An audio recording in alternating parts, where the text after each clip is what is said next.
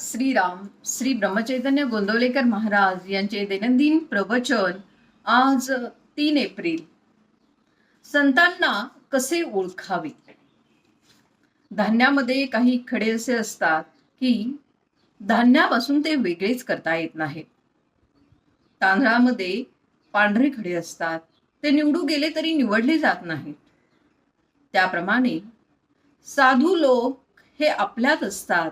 त्यांना पाहू गेले तर ते आपल्यासारखे संसारामध्ये वावरत असलेले दिसतात, पण खरे पाहता ते आपल्यापेक्षा वेगळे असतात. पुस्तकात साधूची लक्षणे पुष्कळ दिलेली असतात, पण त्याप्रमाणे जर आपण पाहू गेलो तर साधू ओळखता येईलच असे नाही.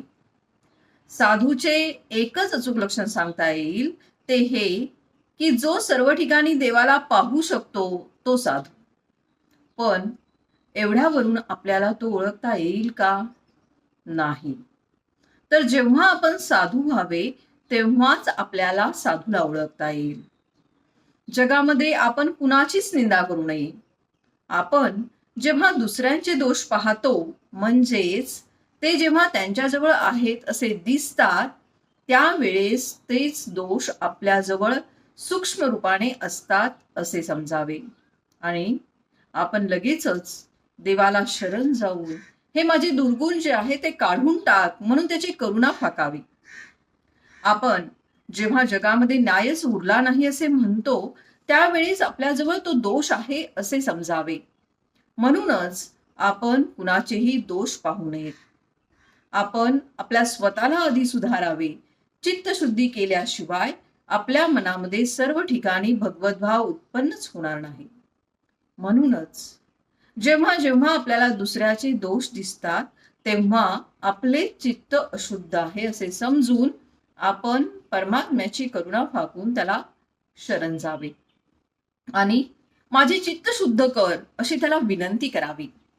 असे केले म्हणजे आपले चित्त शुद्ध होत जाते आणि मग भगवंताची प्राप्ती व्हायला वेळ लागत नाही.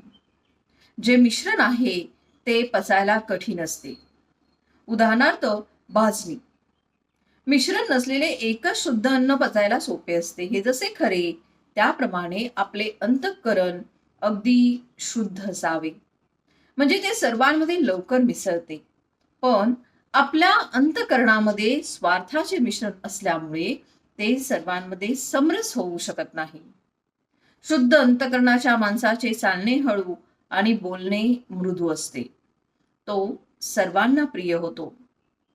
जगातले आपले समाधान किंवा असमाधान ज्या वृत्तीने आपण जगाकडे पाहतो त्यावरच अवलंबून असते.